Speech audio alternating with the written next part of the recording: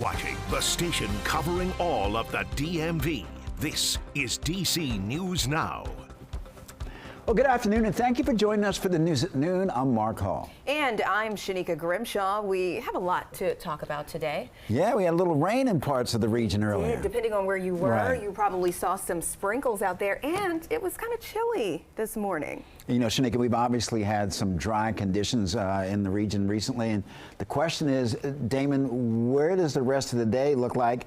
Are we going to get some rain? Because we could certainly use it. Yeah, Mark, we definitely could. And for those that have not quite had that wet weather yet, you're going to have to hold on a little bit longer. It's that struggle going on in our weather pattern where a coastal low has been trying to funnel in showers throughout much of the morning, but it's running into all of that dry air that we have built up over the last several days, and it is dissipating away most of the showers that are rolling in from the east. Now, what you're seeing on the radar here, not all of it, especially those showers popping up just west of DC, are reaching the ground. We actually are seeing fairly dry conditions across most of northern Virginia, even up into north central Maryland. But where we have some of these darker greens crossing the Chesapeake and down towards southern Maryland, the Fredericksburg area, those are steadier showers that are finally overcoming that dry air. So we're seeing the wet weather to the east, still cloudy but dry off to the west. And it's feeling cooler out there because not only do we have the clouds blocking out the sun, but we have some breezy winds coming out of the east-northeast, getting up to around 25 to 30 miles per hour. So all of that is a perfect recipe to keep our temperatures on the cooler side, only in the upper 60s, lower 70s, and will hold with that chance for showers through the rest of the day. But who's most likely to actually see some significant rainfall? We'll have a full look at your forecast coming up here in just a bit.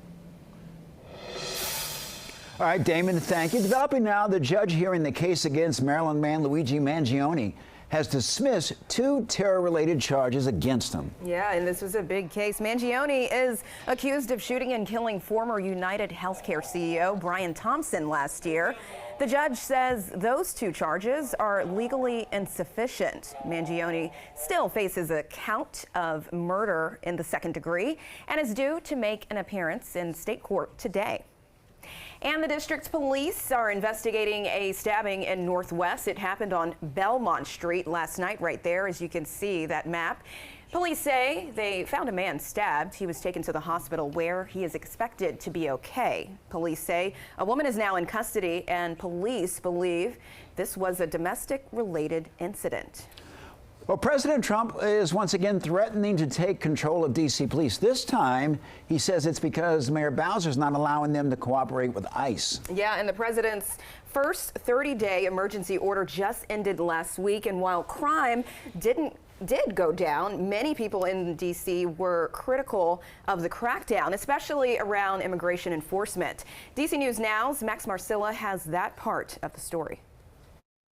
As the president is threatening a second emergency order in D.C., we are hearing from some people, including one small business owner who didn't want to go on camera but said she is fearful for what would happen if that becomes a reality.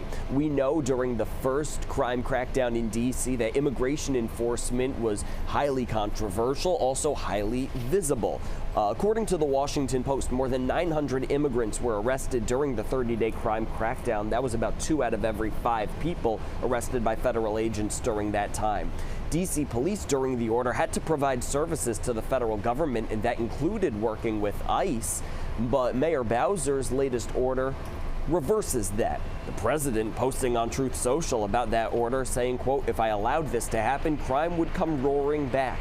But the small business owner we spoke with says it would be bad for her business and her community. We were very happy with our little business. We didn't make much of a profit, but we had some. However, since this situation began, there have been nothing but losses and losses. The mayor hasn't commented on a potential of a second emergency order. Meanwhile, the business owner you heard from said she hopes Congress will take steps to make sure another order is not enacted. Reporting in Northwest, Max Marcilla, DC News Now. All right, thanks to Max. Developing now in Maryland, the annual El Salvadorian Independence Day Festival in Montgomery County has been canceled. Organizers say it was due to fears of immigration raids. In a statement, the county executive, Mark Elrich, writes that he's disappointed to hear the festival was canceled, but went on to say, I recognize those concerns, and they stem from real fear and anxiety that many in our immigrant communities continue to live with, particularly in this moment. All right, 12:05 in the district. Frightening moments for a woman in the district. She was riding an elevator, Mark, and then it just started free falling. And you can imagine she's demanding answers about the safety of the elevators in her southeast apartment complex. And she tells DC News Now's Daniel Hamburg she's still traumatized. For Monica Richette, walking into her apartment building elevator comes with a lot more caution this week. Last Tuesday, she says she had a near-death experience after the elevator started shaking. Fell like straight up from floor 5 all the way to floor 2. At which point it sort of like caught itself and I hit the open button because I like got up and I hit the open door button because I'm like, oh my God, get me out of this. Richette and her partner emailed building management at First Residences in Navy Yard and filed a complaint with the Department of Buildings. When I'd spoken to my partner about it, he went in and looked at the elevators and he said, the license is expired 18 months ago. So then we brought all of this to the building's attention that night. Emails back from building management the next day said the certificates were up to date and that they'd be posted shortly.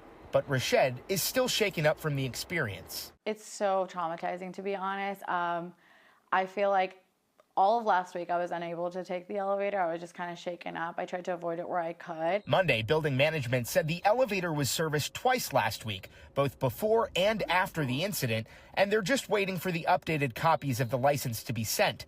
The Department of Buildings confirms to DC News Now all elevator certificates are currently active and the elevators passed operational inspections. They didn't close off the building or send out an announcement to any of the residents that such an incident had happened. So I'm like, that feels really, really, really, I guess, incomprehensible. She's back to using the elevators, but still avoiding this one that did a free fall with her inside. Management has agreed to meet with her on Wednesday to discuss what happened. In Southeast, Daniel Hamburg, DC News Now. All right, thanks to Daniel. A man accused of killing conservative activist Charlie Kirk expected in court today. Prosecutors say they'll be filing a capital murder charge against Tyler Robinson. Robinson allegedly shot and killed Kirk last Wednesday at Utah Valley University. Investigators say that Robinson may have been radicalized online and spent a lot of time in the dark corners of the internet before the shooting. And sad news today, legendary actor and director Robert Redford has died. Redford was known for his starring roles in Butch and Cassidy and Sundance Kid and All the President's Men. He also directed award-winning films such as Ordinary People and A River Runs Through It.